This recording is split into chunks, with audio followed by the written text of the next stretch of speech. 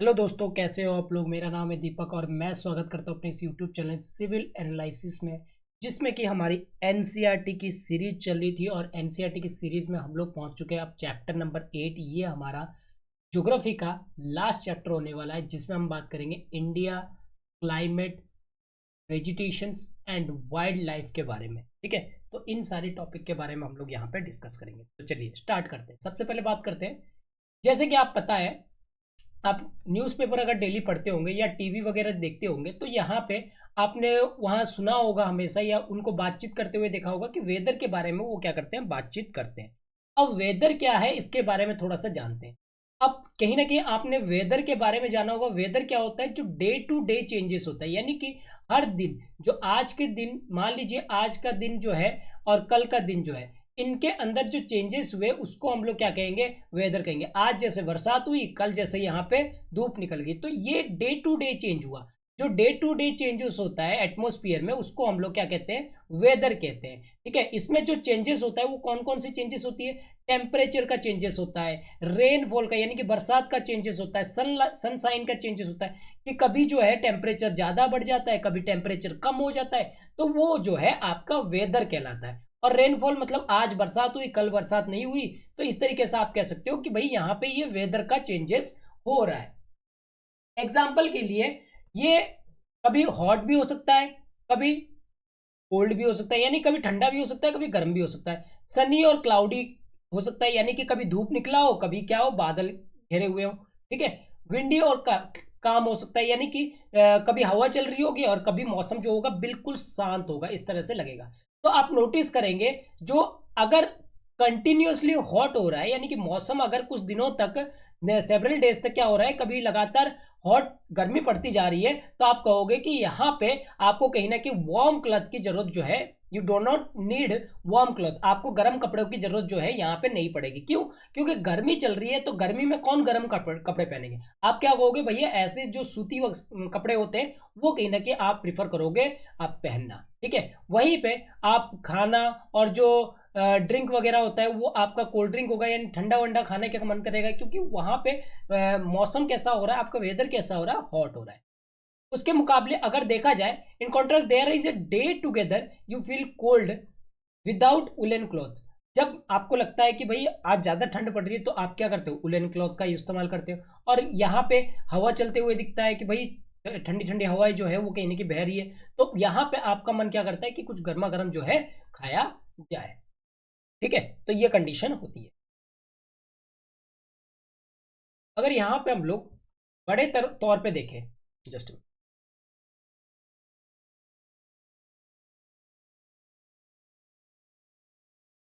अगर हम बड़े बड़े तौर पे देखें, जो हमारे मेजर सीजन्स होते हैं, यानी कि ऋतुएं होती है इंडिया में, कौन कौन से होते हैं आपके। एक तो कोल्ड वेदर सीजन होता है, जो कि जिसको हम लोग विंटर कहते हैं, कब से कब तक होता है, दिसंबर से फेब तक।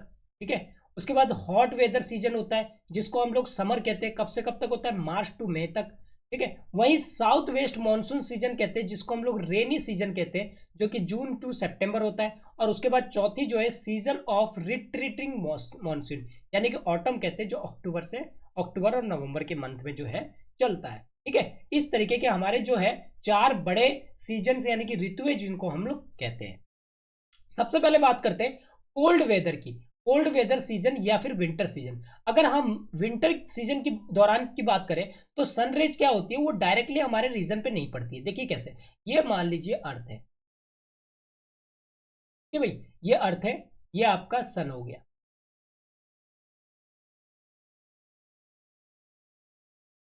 ये आपका सन हो गया। तो सन की रेज जो है, तो थोड़ा सा मैं नीचे कर, सन की पोजीशन क्या होती है, ये आपके मान लीजिए इक्वेटर है, और ये आपकी कैप्रिकॉन है, और ये आपका कैंसर है। ठीक है, ट्रॉपिक ऑफ कैंसर है। तो यहाँ पे सन रेज कहीं ना कहीं यहाँ से पड़ेगी। तो सन की रेज जो पड़ती है वो कहाँ पे पड़ती है, ठंड के महीने में, क्योंकि हमारा जो ट्रॉपिक ऑफ कैंसर है, कैंसर के बीच में जो है हम लोग आते हैं। ठीक है, तो इसका मतलब जो सन की रेज पड़ती है वो कहीं ना कहीं इस एरिया में पड़ती है। जब इस एरिया में पड़ेगी तो इस एरिया में क्या होगा, इस एरिया में आपका कोल्ड वेदर होगा।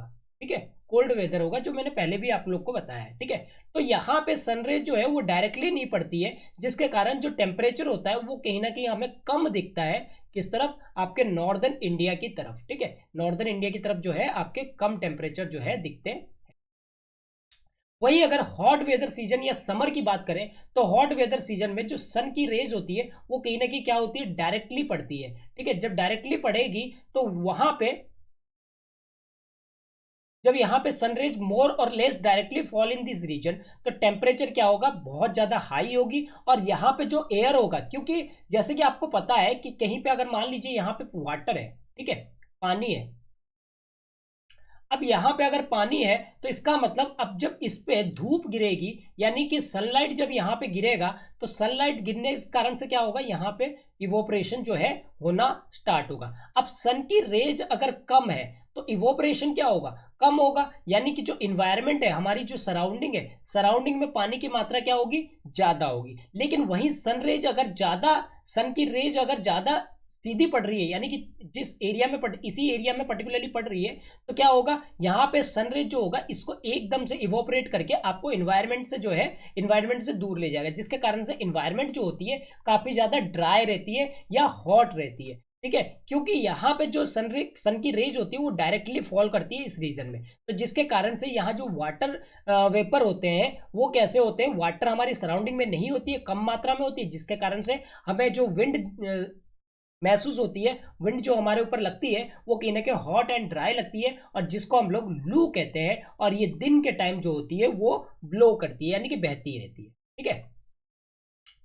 इसके बाद आगे बात करें तो साउथ वेस्ट मानसून सीजन या रेनी सीजन जिसको हम लोग कहते हैं, ये क्या होता है, ये ऑनसेट या एडवांस मानसून की बात करता है। जैसे ये हमारी इंडिया है, तो इंडिया में मानसून क्या होता है, ये आपका इंडियन ओशन है, इंडियन ओशन से जब मानसून आती है तो इस तरीके से आपके मानसून जाती है। लेकिन जैसे ही ये इक्वेटर पास करती है, ये इक्वेटर लाइन होती है, जैसे ही ये इक्वेटर पास करती है तो कोरियालिस फोर्स के वजह से वो क्या करती है, इस तरफ मूव कर जाती है। कोरियालिस फोर्स क्या होता है, अर्थ के रोटेशन के कारण अर्थ क्या होती है, वेस्ट टू ईस्ट जो है रोटेट करती है, west to east east rotate करेगी। अगर मान लीजिए मैं सपोज करो यहाँ पे हूँ, ठीक है, मैं सपोज करो यहाँ पे हूँ, ठीक है, और यहाँ पे कोई ट्रेन वगैरह जो है वो चल रही है, ठीक है, तो ऑब्वियसली बात है अगर मेरी आंखें यहाँ पे है, तो अगर मेरी आंखें इस पोजीशन को देख रही है और ये चलती हुई ट्रेन है, तो जब ट्रेन यहाँ तक पहुंच जाएगी तो मेरी आंखें क्या हो जाएगी, इस तरफ तक जो है पहुंच जाएगी, यानी कि मैं अपनी डायरेक्शन जो है उस ट्रेन के साथ जो है चेंज कर दूंगा। यानी कि वही चीज होता है, जैसे हवा यहाँ पे चलती है तो हवा क्या होती है, अर्थ के रोटेशन के कारण से इस पोजीशन जो होती है वो कुछ ऐसे जो है बदल जाती है, तो जिसको कहते हैं हम लोग कोरियालिस फोर्स के वजह से अर्थ की जो रोटेशन के कारण जो चेंजेस आती है हवा विंड्स में, वो कहीं ना कहीं क्या होती है, कोरियालिस फोर्स होती है। और इसके बारे में मैं आगे भी बात करूंगा, आपके जब हायर क्लासेस आएंगे तो वहां पे। तो कोरियालिस फोर्स के कारण से ये जो विंड्स होती है, यानी कि ये जो विंड्स कौन सी विंड्स होती है, जो समंदर के ऊपर से निकली है, और समंदर के ऊपर से निकली है तो इसका मतलब इसमें मॉइस्चर होंगे, यानी कि पानी की मात्रा होगी। और ये जब पानी की मात्रा लेके आपके इंडियन सब कॉन्टिनेंट पे गुजरेंगे तो यहाँ पे क्या कराएंगे, जब बड़े बड़े पहाड़ आ जाएंगे, इनको बीच बीच में पहाड़ महसूस होगा, तो इन पहाड़ों से टकरा कर क्या होंगे, इन पहाड़ों से जैसे ही टकराएंगे तो यहाँ क्या होगी, झमाझम बारिश होगी, क्या होगी, झमाझम बारिश होगी। तो ये बारिश कराने का जो है काम कराएंगे। तो इसीलिए हम लोग क्या कहते हैं, जब ऑनसेट या एडवांस मानसून होते हैं तभी कहीं ना कहीं रेनी सीजन हमें देखने को मिलता है। यहाँ पे जो विंड होती है वो कहाँ से ब्लो करती है, जैसे कि मैंने कहा अरेबियन सी से भी ब्लो कर सकती है, और आपके बे ऑफ बंगाल से भी ब्लो करती है, ठीक है, इस तरीके से। तो बे ऑफ बंगाल से लैंड की तरफ जो है ये ब्लो करती है, जिसके कारण ये क्या करते हैं, कैरी करते हैं मॉइस्चर को। मॉइस्चर यानी कि इनके अंदर जो भी पार्टिकल्स होते हैं, वाटर, ये मान लीजिए हवा का कण है, हवा के कण है, तो जब ये पानी के ऊपर से जाएंगे ना तो ये क्या करेंगे, पानी, ये मान लीजिए एग्जाम्पल लेके मैं समझाता हूं, ये मान लीजिए पानी है, ठीक है, अब पानी के ऊपर क्या होगा, एयर होगा, ठीक है, ये मैंने मान लिया एयर है,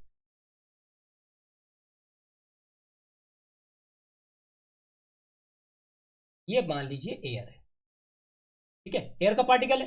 अब क्या होगा, यहां से क्या होगा,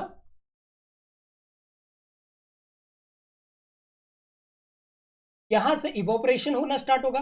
अब जब इवोपरेशन हो रहा होगा तो ये इन्वायरमेंट में जाएगा, यानी कि एटमॉस्फेयर में जाएगा, और यहाँ पे हवा का जो कण है वो बैठा हुआ है, तो ये क्या करेगा, इसको कैप्चर कर लेगा।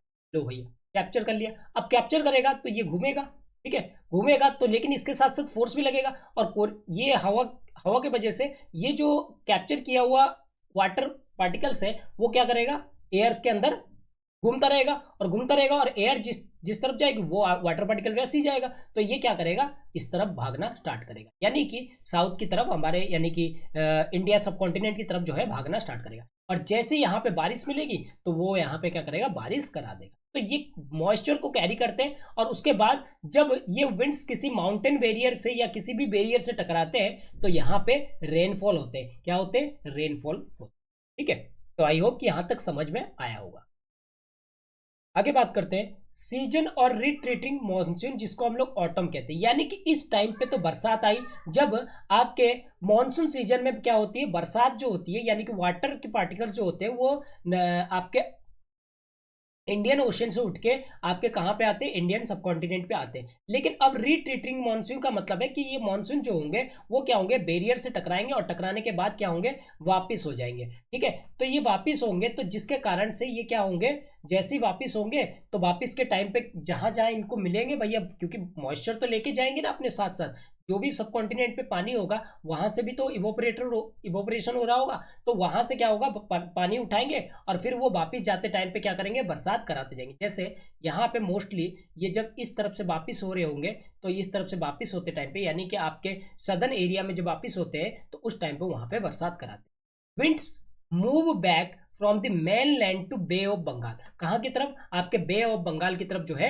वापिस होते हैं। और इस सीजन को हम लोग क्या कहते हैं, रिट्रीटिंग मॉनसून कहते हैं, यानी कि मौसम अब जो है वापिस हो रहा है, जिसके कारण से जो सदर्न पार्ट होता है इंडिया का, पर्टिकुलरली अगर देखा जाए तो तमिलनाडु होता है या आंध्र प्रदेश का एरिया होता है, वहां पे कहीं ना कहीं रेनफॉल देखने को मिलती है इस सीजन में, क्योंकि यहाँ थोड़े थोड़े पहाड़ है, तो वहां से टकराने के कारण से, उस बैरियर के कारण से यहाँ पे बरसात जो है होती है।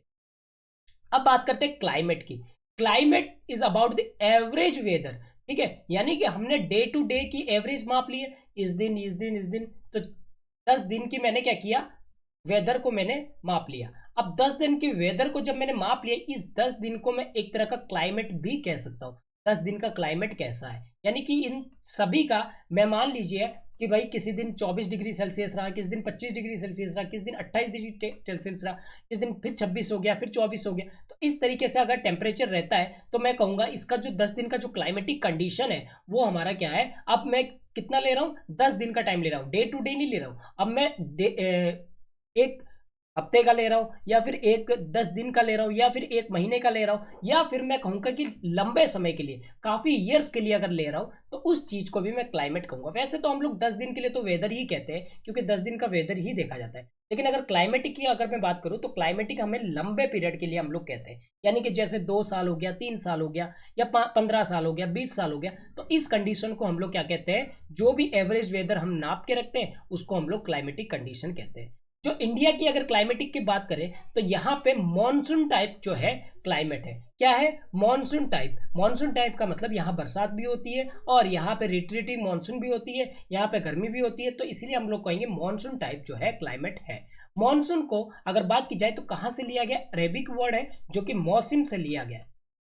किससे, मौसम से लिया गया, जिसका मतलब है सीजन, यानी कि ऋतु है। ठीक है, इंडिया की लोकेशन के हिसाब से इंडिया जो है कहाँ लोकेट करता है, आपके ट्रॉपिकल रीजन में लोकेट करता है। ठीक है, ये जो रीजन होती है यहाँ पे, ये वाली रीजन क्या होती है, ट्रॉपिकल रीजन होती है। ठीक है, तो ट्रॉपिकल रीजन में यहाँ पे मोस्ट ऑफ द रेन जो लाए जाते हैं वो किसके द्वारा लाए जाते हैं, मॉनसून विंड के द्वारा लाए जाते हैं। इसीलिए इंडिया जो है वो कहीं ना कहीं डिपेंड होती है किस पे, अपनी एग्रीकल्चर के लिए किस पे डिपेंड होती है, रेन पे डिपेंड होती है। ठीक है, अगर अच्छा मॉनसून होगा तो यहाँ पे रेनफॉल भी अच्छी होगी, और रेनफॉल अच्छी होगी तो क्रॉप भी और अच्छे होंगे ही होंगे। ठीक है, तो यहाँ पे मॉनसून अगर वीक या स्ट्रांग होगा तो उस हिसाब से जो है क्या हो सकता है एक साल में, आप ये बता सकते हैं। ठीक है, चलिए आगे बात करते हैं।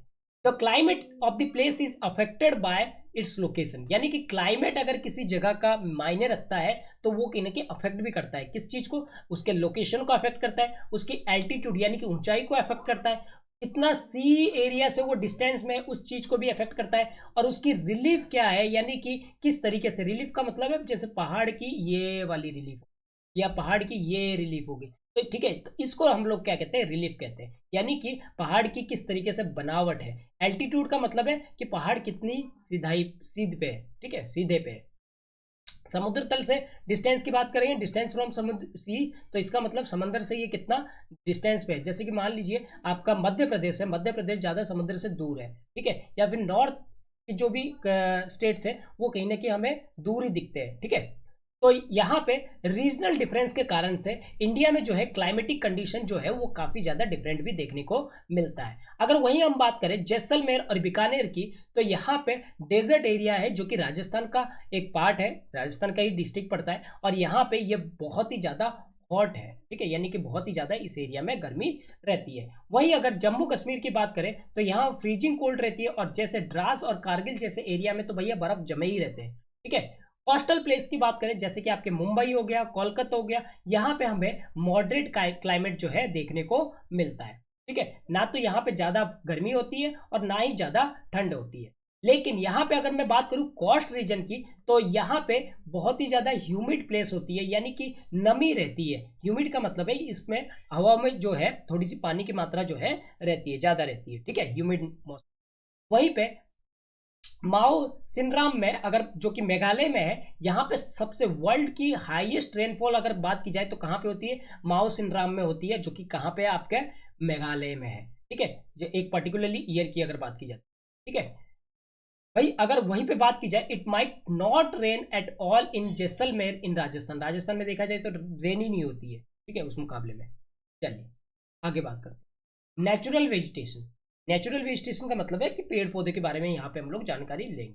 हम कहीं ना कहीं प्लांट्स लाइफ में बहुत सारी वेराइटी हमारे चारों ओर देखते हैं, ठीक है, और ये कहीं ना कहीं काफ़ी अच्छा लगता है कि भाई किस तरीके से हमारे जो पेड़ पौधे हैं वो हरे भरे ग्रासेस जो है बने हुए हैं, और उस पर हमें खेलना भी काफ़ी अच्छा जो है लगता है। अगर हरे भरे घास ना हो तो हमें खेलने का भी मन नहीं करता है, क्योंकि गिरने का चोट लगने का डर रहता है, ठीक है।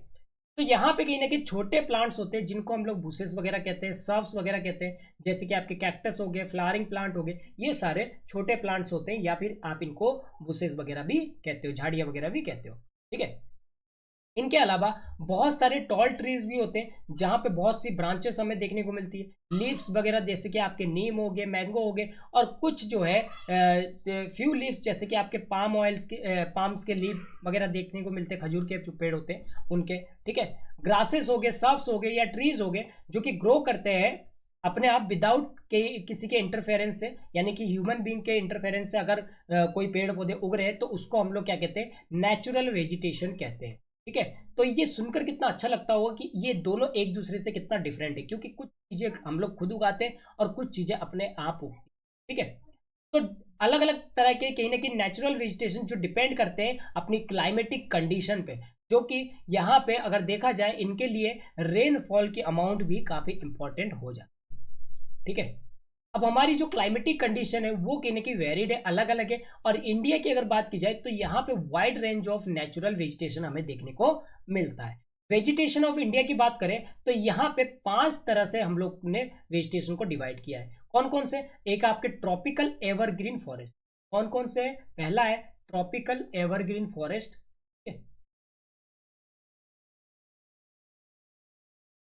उसके बाद ट्रॉपिकल डेसिडियस फॉरेस्ट, ठीक है, थ्रॉनी बुशेस, उसके बाद माउंटेन वेजिटेशन, और मैनग्रोव फॉरेस्ट के बारे में हम लोग जानते हैं। तो ये 5 तरह के फॉरेस्ट हमें कहीं ना कहीं हमें देखने को मिलता है, ठीक है। Tropical evergreen, tropical deciduous, thorny bushes, mountain vegetation और मैनग्रोव फॉरेस्ट जो है हमें अपने इंडियन में देखने को मिलते हैं वेजिटेशन। सबसे पहले बात करते हैं ट्रॉपिकल रेन फॉरेस्ट की। ट्रॉपिकल रेन फॉरेस्ट जो है वो एरिया है जहां पे सबसे ज्यादा हैवी रेनफॉल हमें देखने को मिलता है। क्या देखने को मिलता है, हैवी रेनफॉल यहाँ पे देखने को मिलता है, ठीक है। और ये कहीं ना कहीं डेंस, काफी ज्यादा डेंस होती है, यानी कि काफी ज्यादा घने होती है। क्यों, और घने क्यों होंगी, क्योंकि यहाँ पे पेड़ जो होते हैं बहुत पास पास बने होते हैं, तो इसीलिए यहाँ पे क्या होती है, ज्यादातर पेड़ जो है, ये जंगल जो होती है वो काफी ज्यादा घने जो है दिखते हैं, ठीक है, घने जो है दिखते हैं। और यहाँ पे जो सनलाइट है वो नीचे ग्राउंड तक भी नहीं पहुंच पाती है। बहुत सी स्पीसीज जो कि ट्रीज में हमें पाए जाते हैं वो इन्हीं फॉरेस्ट में पाए जाते हैं। और ये अपनी जो लीव्स है वो डिफरेंट टाइम पे अलग अलग समय में कहीं ना कहीं अपनी पत्तियों को जो है जमीन पे गिराती भी रहती है। ठीक है, इसीलिए हम कह सकते हैं दे ऑलवेज अपीयर ग्रीन, इसीलिए ये हमेशा कैसी रहती है, ग्रीन रहती है, और इसीलिए इनको क्या कहते हैं हम लोग, एवरग्रीन फॉरेस्ट कहते हैं। अगर इंपॉर्टेंट ट्रीज की अगर बात करें जो कि इसमें पाई जाती है वो है महागनी, ठीक है, इबोनी, रोजवुड, इस तरीके के पेड़ जो है इंपॉर्टेंट पेड़ जो है यहाँ पे पाए जाते हैं। अगर इनके एरिया की बात की जाए तो कहाँ कहाँ एरिया में पाए जाते हैं, एक तो आपके Andaman Nicobar island, part of north east के स्टेट में, वहीं पे बात की जाए तो वेस्टर्न स्लोप जो कि वेस्टर्न घाट में, यानी कि इस तरफ वेस्टर्न घाट है तो इस तरफ हमें मिलता है, अंडमान निकोबार की तरफ मिलता है, नॉर्थ ईस्ट की तरफ हमें देखने को मिलता है। ठीक है, नॉर्थ ईस्ट के कुछ हिस्से को देखने को मिलता है। ठीक है, और आपके वेस्टर्न स्लोप ये वाला हिस्सा और वेस्टर्न घाट में भी देखने को मिलता है, यानी कि इसी को आपको वेस्टर्न घाट भी कहते हैं। ठीक है, तो इन सब एरिया में हमें कहीं ना कहीं देखने को मिलता है। अब बात करते हैं भैया डेसिडियस फॉरेस्ट की, ट्रॉपिकल डेसिडियस फॉरेस्ट। अगर बात करें हमारी जो कंट्री है उसमें अगर सबसे बड़ी पार्ट कोई फॉरेस्ट की है तो वो है ट्रॉपिकल डेसिडियस फॉरेस्ट, यानी कि सबसे ज्यादा अगर फॉरेस्ट कोई चीज पाया जाता है तो डेसिडियस फॉरेस्ट ही पाया जाता है, और इनको मॉनसून फॉरेस्ट भी कहा जाता है। क्या कहा जाता है, मॉनसून फॉरेस्ट भी इनको कहा जाता है। ठीक है, आई होप कि यहां तक आपको क्लियर हो रहा होगा। अगर बात की जाए तो दे आर लेस डेंस, यानी कि ये लोग, ये जो फॉरेस्ट होते हैं यानी कि डेसिडियस फॉरेस्ट होते हैं वो कम डेंस होते हैं, और ये अपनी पत्तियां जो है वो गिरा देती है एक particularly time of the year में, यानी कि एक साल में एक बार पत्तियां जो है गिरा देती है। और ये जो ट्रीज होती है इनकी पत्तियां गिरने के बाद जैसे ही इनकी मानसून आती है तो उस टाइम पे ये पत्तियां जो है दोबारा आना स्टार्ट हो जाता है, इसीलिए हम लोग इसको क्या कहते हैं, मानसून फॉरेस्ट भी कहते हैं। ठीक है, अगर इसके इंपॉर्टेंट ट्रीज की अगर बात करें, कौन कौन सी ट्रीज इसमें फॉरेस्ट में देखी जाती है, तो सॉल देखी जाती है, टीक, पीपल, नीम और शीशम के पेड़ जो है यहाँ पे देखे जाते हैं, जो कि ट्रॉपिकल डेसिडियस फॉरेस्ट के रूप में जाने जाते हैं। और ये कहाँ पाए जाते हैं, आपके मध्य प्रदेश, उत्तर प्रदेश, बिहार, झारखंड, छत्तीसगढ़, उड़ीसा और कुछ पार्ट महाराष्ट्र के में भी मिलता है इसके। ठीक है, चलिए आगे बात करते हैं। आगे है आपके थ्रोनी बुशेस। इस तरीके के जो वेजिटेशन है वो कहीं ना कहीं कहाँ पे मिलते हैं, आपके ड्राई एरिया में। कहाँ मिलते हैं हमें, ड्राई एरिया में। ठीक है, और जो इनके लीव्स होते हैं वो किससे बने होते हैं, स्पाइन्स के बने होते हैं, यानी कि नुकीले कांटेदार होते हैं। ठीक है, इनके जो आपके लीव्स वगैरह होते हैं वो काफी ज्यादा कांटेदार होते हैं, इस तरीके के कांटेदार जो है लीव्स जो होंगे वो बने होंगे। ठीक है, तो जिसके कारण से इनमें वाटर जो है लॉस, वाटर की जो लॉस होती है वो भी कम हो जाती है, स्पाइन फॉर्म में होने के कारण से इनमें वाटर की लॉस जो है कम हो जाती है। इनके एग्जाम्पल होते हैं कैक्टस हो गए, खेर हो गए, बबूल हो गए, कीकर हो गए, ये जो है इंपॉर्टेंट है, जो कि कहाँ पे पाए जाते हैं, आपके स्टेट ऑफ राजस्थान हो गया, पंजाब हो गया, हरियाणा हो गया, ईस्टर्न स्लोप ऑफ वेस्टर्न घाट में, गुजरात में, इन सब एरिया में जो है इस तरीके के पेड़ जो है थ्रोनी बुशेस देखने को मिलते हैं। अगला है आपका माउंटेन वेजिटेशन। माउंटेन के नाम से पता लग रहा है कि ये ऊंचे एरिया में होंगे, ठीक है, या पहाड़ी एरिया में होंगे। ये वाइड रेंज ऑफ स्पीसीज जो हमें मिलते हैं वो कहीं ना कहीं माउंटेन्स में मिलते हैं, और ये अपनी हाइट की वेरिएशन के वजह से ऐसा होते हैं। ठीक है, अब जब हाइट कहीं ना कहीं इंक्रीज करेंगे तो जो टेम्परेचर होगा वो भी क्या होगा, जैसे जैसे हम ऊपर की तरफ बढ़ेंगे तो नीचे क्या होगा, हमें फॉल नजर आएगा। जैसे कि मैं मान लो ये पहाड़ है, तो जैसे जैसे ऊपर की तरफ मैं बढ़ूंगा तो टेम्परेचर क्या होगा, हाइट इंक्रीज होगी तो टेम्परेचर जो होगा वो क्या होगा, रिड्यूस होगा। ठीक है, तो टेम्परेचर जो होगा फॉल होगा एट द हाइट बिटवीन 1500 से लेके आप मीटर से लेके 2500 के मीटर के बीच में अगर देखा जाए सबसे ज्यादा कॉनिकल शेप के फॉरेस्ट जो है, ट्रीज वगैरह जो है पाए जाते हैं। ठीक है, ये जो ट्रीज होते हैं इनको कॉनिफेरस ट्रीज कहा जाता है। ठीक है, इनमें कौन कौन से होते हैं, चीर होते हैं, पाइन्स होते हैं, देवदार होते हैं, जो कि इंपॉर्टेंट ट्रीज है। ठीक है, वहीं अगर मैं बात करूं मैनग्रोव फॉरेस्ट की, ये जो फॉरेस्ट है ये सरवाइव कहाँ करते हैं, आपके सलाइन वाटर में। ठीक है, जो कि पानी नमकीन होता है उनको हम लोग कहते हैं सलाइन वाटर। ठीक है, इसके बारे में मैं आगे डिटेल में बात करूंगा। ठीक है, सलाइन वाटर में जो है ये फॉरेस्ट सरवाइव करते हैं, और ये मेनली अगर बात की जाए तो सुंदरवन डेल्टा जो हमारे वेस्ट बंगाल में है तो वहां पे जो है पाए जाते हैं, और इसके साथ साथ अंडमान निकोबार आइलैंड में भी पाए जाते हैं। एक सुंदरी नाम का जो पेड़ है, स्पीसीज ऑफ ट्रीज है, ट्रीज के स्पीसीज है, जो कि आपके मैनग्रोव्स में फॉरेस्ट का ही एक हिस्सा है, जो कहाँ पाया जाता है, आपके सुंदरबन में पाया जाता है, और इसी वजह से इसका नाम जो है सुंदरी रखा गया है। अब बात करते हैं फॉरेस्ट हमारे लिए क्यों जरूरी है। फॉरेस्ट हमारे लिए बहुत ही ज़्यादा जरूरी है। यहाँ पे अगर बात की जाए, ये अलग अलग तरह के फंक्शंस करते हैं। जैसे प्लांट्स की अगर मैं बात करूँ तो प्लांट कहीं ना कहीं ऑक्सीजन को रिलीज करता है, जिससे कि हम लोग सांस लेते हैं, कार्बन डाइऑक्साइड को ऑब्जर्व करते हैं। जो इसके रूट होते हैं, प्लांट्स के जो रूट्स होते हैं, वो कहीं ना कहीं सॉइल्स को बाइंड करके रखते हैं, बांध के रखते हैं, जिसके कारण से सॉइल इरोजन भी क्या होती है, कंट्रोल में रहती है। जो जंगल होते हैं वो हमें क्या प्रोवाइड करते हैं, हमें टिम्बर प्रोवाइड करते हैं, जिससे कि हम फर्नीचर वगैरह बना सकें, फ्यूल वगैरह, wood, fodder, medicinal plant, herb, lac, honey, gum, इस तरीके की चीज़ें जो है वो हमें कहीं ना कहीं फॉरेस्ट प्रोवाइड करता है। फॉरेस्ट जो है एक नेचुरल हैबिटेट है किसका, वाइल्ड लाइफ का। जो भी जंगली जानवर होते हैं उनके लिए घर जो है वो कौन बना के देता है, आपके फॉरेस्ट ही बना के देते हैं, यानी कि एक नेचुरल हैबिटेट का काम करता है। नेचुरल वेजिटेशन की अगर बात करें, हम कहीं ना कहीं इसको काफ़ी ज़्यादा एक्सटेंट में हम लोग इसको अंधाधुंध तरीके से, यानी कि रैकलेस तरीके से हम पेड़ों की कटाई करते जा रहे हैं, जिससे कि नेचुरल वेजिटेशन जो है वो क्या हो रही है, ख़त्म होती जा रही है। जैसे कि हमें जो प्लांट हम लोग यूज करते हैं तो उनसे क्या बनती है, ट्री बनती है, और हमें कहीं ना कहीं उनको प्रोटेक्ट करने की जरूरत है। और अगर लोगों को अवेयर किया जाए और ट्रीज की इंपॉर्टेंस के बारे में बताया जाए तो लोग इस चीज़ को सोचेंगे भी, ठीक है। लेकिन हम स्पेशल प्रोग्राम, इसके लिए हम लोग अलग अलग स्पेशल प्रोग्राम वगैरह भी चलाते हैं, जैसे वन महोत्सव, जो कि काफ़ी ज़्यादा लोग इन्वॉल्व होते हैं, जिससे कि अर्थ जो है ग्रीन रह सके, ठीक है। चलिए आगे बात करते हैं वाइल्ड लाइफ की। फॉरेस्ट, जैसा कि हमें पता है फॉरेस्ट क्या है, इन वाइल्ड लाइफ की वैरायटी जो हमें मिलती है, यानी कि शेर, चीते, जो भी चीज़ें हमें मिलते हैं, उनकी वैरायटी जो हमें वाइल्ड लाइफ की मिलती है, उनके लिए घर जो है वो कौन प्रोवाइड करता है, ये फॉरेस्ट प्रोवाइड करता है। और यहाँ पे थाउजेंड ऑफ स्पीसीज जो है एनिमल्स के देखने को मिलते हैं, रेप्टाइल्स के देखने को मिलते हैं, एम्फीबियंस के, मैमल्स के, बर्ड्स के, इंसेक्ट के, और यहाँ तक कि वॉर्म्स के भी देखने को मिलते हैं। वो जो है कहाँ रहते हैं, आपके फॉरेस्ट एरिया में रहते हैं, ठीक है। जैसे टाइगर जो है वो हमारा नेशनल एनिमल है, और ये कंट्री के अलग अलग हिस्सों में जो है पाया जाता है। वहीं अगर हम बात करें गिर फॉरेस्ट जो कि गुजरात में है, वो एशियाटिक लॉयन के घर भी माना जाता है। वहीं अगर एलिफेंट और वन हॉर्न राइनोसोरस की बात करें, जो आपके जंगलों में घूमते रहते हैं, वो कहाँ मिलते हैं, आपके असम में मिलते हैं। एलिफेंट जो है वो आपके केरल और कर्नाटका एरिया में भी मिलते हैं। कैमल की बात की जाए या वाइल्ड एस की बात किया जाए, यानी कि जंगली गधों की बात की जाए, तो ये कहाँ पाए जाते हैं, आपके ग्रेट इंडियन डिजर्ट और आपके रन ऑफ कच्छ में जो है पाए जाते हैं। वाइल्ड गोट हो गए, स्नो लेपर्ड हो गए, बियर हो गए, ये सारे कहाँ पाए जाते हैं, आपके हिमालयन रीजन में जो है पाए जाते हैं।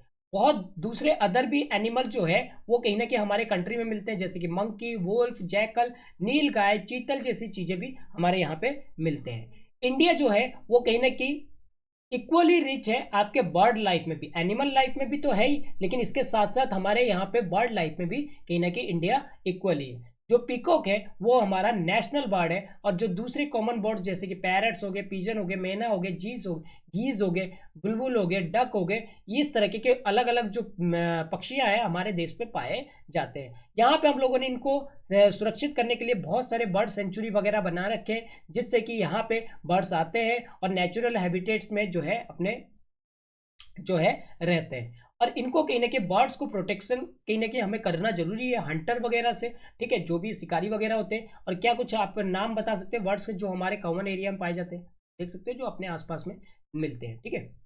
चलिए आगे बात करते हैं।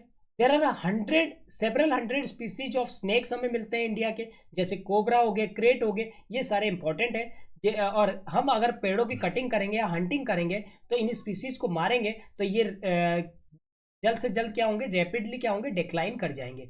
और बहुत सारी स्पीसीज अभी तक देखा जाए तो एक्सटिंक्ट भी हो चुके हैं, ठीक है। और इनको कहीं ना कहीं हमें प्रोटेक्ट करना जरूरी है। उसके लिए हम लोगों ने नेशनल पार्क वगैरह, सेंचुरीज वगैरह और बायोस्फीयर वगैरह जो है वो हमने सेटअप किए हैं। गवर्नमेंट यहाँ पे जैसे कि प्रोजेक्ट टाइगर वगैरह, प्रोजेक्ट एलिफेंट वगैरह से जो ये मुहिम चलाकर क्या किया है, जो एनिमल्स है इनको कहीं ना कहीं प्रोटेक्ट किया है, ठीक है।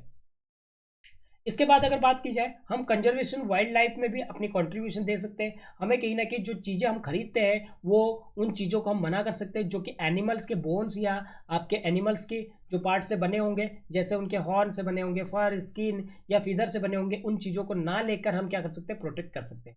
हर साल अगर देखा जाए तो वाइल्ड लाइफ जो है वो फर्स्ट वीक ऑफ अक्टूबर तक आते आते ऑब्जर्व करते हैं कि वाइल्ड लाइफ वीक होती जा रही है। और यहाँ पे कहीं ना कहीं हमें अवेयरनेस की जरूरत है, जिससे कि हम अपनी एनिमल किंगडम को क्या कर सके, उनके हैबिटेट को कंजर्व करने का काम जो है कर सकते हैं।